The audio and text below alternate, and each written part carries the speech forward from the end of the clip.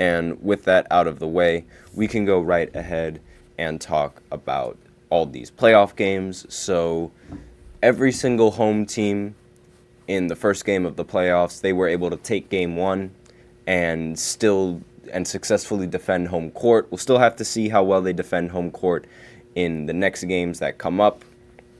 The next games are scheduled to happen tonight, and they start at 7 with the Magic going up against the Cavs.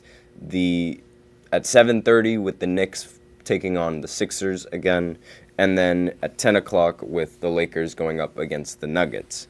So let's go ahead and start with game one of the Knicks going up against the Sixers. They played game one at home in Madison Square Garden, so keeping in mind where the playoff games are going to be are rather important because that way it determines which team, because home field advantage, it really makes a difference in the postseason because it's much easier to play in front of your home crowd than it is to play in front of the other team, in front of an opposing home crowd in the postseason where the environment is much more hostile and there's a lot more tension in the air.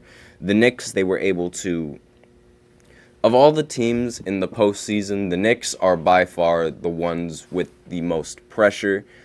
Being a New York Knick is is literally just half the battle of the playoff pressure that these Knicks have to face. It's like every single year they are faced with the scrutiny of the fact that they're the Knicks and they're already like a bad team, not to mention the fact that the Knicks tend to struggle in the postseason. So with that in mind, a lot of people usually write them off and don't really expect much of them. So being a Knick, it's really important to handle that pressure, not to mention every single team always tries their best when going against the Knicks in the Garden. And they have to worry about that every single season, every single game. And being the best player on the Knicks comes with a lot of pressure that not many people would even want to handle. So this pressure, it hasn't really affected Brunson yet throughout the season, but this is the first time in the playoffs where it may have affected him because he shot 8 of 26 from the field and had 22 points. So obviously with the fact that he took way more shots than he ended with points, that's really not good. But on the bright side, the Knicks were able to win 111 to 104. So even with this really bad performance coming in from Brunson, they were still able to win. Josh Hart ended the game with 22 points and 13 rebounds as well. He is arguably one of the best rebounding guards in the NBA right now. And let's see, Miles McBride ended the game with 21 points, 7 of 12 from the field. Bojan Bogdanovic ended the game 4 of 12 from the field for 13 points. And OG Anunoby ended the game with 11 points, 5 of 10 from the field. And DiVincenzo ended the game with 8 points, 3 of 10 from the field. So 2 of the team's important players did not really play that well, and regardless, they were still able to come out with the win. So this not only speaks on how good the Knicks roster is, but really just how lackluster the Sixers offense is, because Tyrese Maxey, he ended the game with 33 points, but they still were able to lose. Joel Embiid ended with 29 points, and they still were able to lose. One thing that should be worth mentioning about Joel Embiid is that in this playoff game, he suffered a little bit of an injury. He re-aggravated his knee injury, like where he tore his meniscus, and it caused him to sit out a little bit of the game, but he was back and playing in the game. But it just goes back to what I was saying about Joel Embiid and being healthy in the postseason. He always, I don't know what it is, he almost always gets injured in the postseason, and this could hurt his team. Kyle Lowry ended the game with 18 points. Tobias Harris ended the game with just 7 points. So again, he did not play rather well in this game. Took 7 shots, 3 of 7 from the field. Joel Embiid shot 8 for 22 from the field. but only took 12 free throws.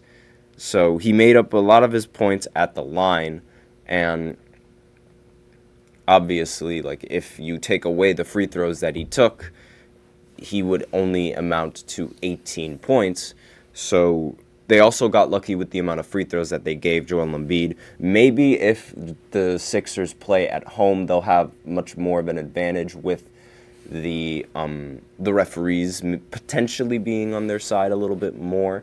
I'm not hinting at anything, but it's just most of the time the refs are much more lenient to calling something on one of their own players as opposed to the other team's players. At least that's my perspective when looking at some of these games. So maybe he'll have much more advantage getting the calls that he wants over there. But regardless, they take game one. This was a very crucial game one that they really needed. And it usually, most of the time with these playoffs, it comes down with the team that's able to defend home court. And regardless of whether or not you have home court advantage or whether you don't, you always try to steal a game. So you have to defend home court and steal a game in order to win the playoffs. Now, if you're the home court, then chances are you don't have to steal a game because four of the seven games are going to be played in your home court, thus giving you the advantage. But regardless, you still want to try and steal that game so that way you don't have to play a game 7. Now, on to the next team that I said I was going to look over, and that was the Lakers going up against the Denver Nuggets. Now, before I did not think that the Lakers would really have a chance, but towards the half, they were up by 3, and they were able to make this game a lot closer than what I thought the game was going to be. Even though the final score was 114 to 103, the game was a lot closer than it would have you guys think. So on the Lakers side, Anthony Davis ended the game with 32 points and 14 rebounds. LeBron James ended with 27 points, 8 assists, and 6 rebounds. And that was basically it for the scoring for the Lakers. Now, they're regressing to the same problem that I had with them in the beginning of the year, where the rest of the starters and the rest of the players in the rotation wouldn't do LeBron and Anthony Davis enough justice. So D'Angelo Russell, he played 41 minutes and ended with 13 points. He shot 6 for 20 from the field and 1 of 9 from 3. Austin Reeves also had 13 points, shot 5 of 9 from the field and 2 of 6 from 3. So that production is not ideal for either of those players, especially D'Angelo Russell, who ended up taking 20 shots. So it's like this same problem happens every single year for LeBron James in the postseason. It's every single time his teammates just don't play well when the lights shine brightest. Taurean Prince, he ended the game with 11 points, so that's very, very good. But Roy Hachimura, he only ended the game with 7 points and took 4 shots. What happened here? Why on earth were they just deciding to not allow him to take enough shots? Now, obviously, LeBron and Anthony Davis, they were phenomenal, but without the scoring production coming in from D'Angelo Russell, they weren't able to really do much. But with that in mind, all it took was D'Angelo Russell needing to hit a couple more shots. If that's what it comes down to, then there's a chance that they could win this series. Because obviously, like LeBron and AD, they played very, very well, especially for it being the first game. And now they just need D'Angelo Russell to follow suit. Now, on the Nuggets side, Nikola Jokic, he ended the game with 32 points, 12 rebounds, and 7 assists. Jamal Murray, he ended the game with 22 points and 10 assists. And Aaron Gordon ended with 12 points, 11 rebounds, and 7 assists. And Michael Porter Jr. ended the game with 19 points and 0 assists. So, obviously, like, this team, they were playing very well. They were much better,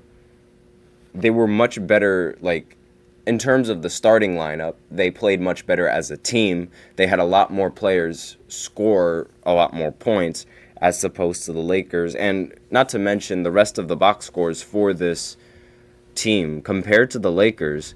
They only had 6 players show up on the box score for the Lakers compared to the Nuggets, who had several other players score a point or more, which in turn obviously helps the team.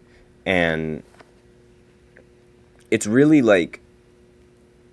bad if you're the Lakers with this kind of problem, because they're only relying on like 6 players for their scoring, and that's not really enough for. And another thing that should be taken note is the Nuggets and their offensive rebounding.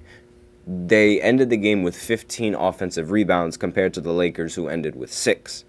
And obviously, it was it was a combination of a failure to grab these kind of rebounds that killed the Lakers. Like, they weren't able to get these extra possessions on offense, and that's what really ended up costing them this game. So both of the stars in this game, they shined despite the rough shooting night from Jamal Murray. And a win in this series will require either D'Lo or Austin Reeves to step up, and neither of them did tonight. So there were 4 total turnovers for Denver, and it's hard to lose when you take care of the ball as good as they do. So on top of the fact that they weren't getting enough possessions with the rebounds, they also weren't getting a lot of stops defensively, and they also weren't forcing Denver to lose the ball in any kind of situation, thus allowing them to score. And when you have all of this happening against you, it becomes very difficult to win the game.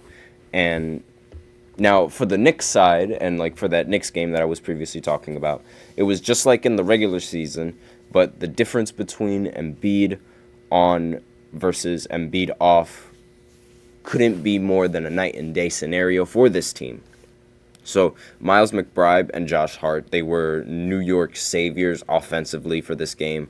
And I really think that the Knicks could definitely win this game.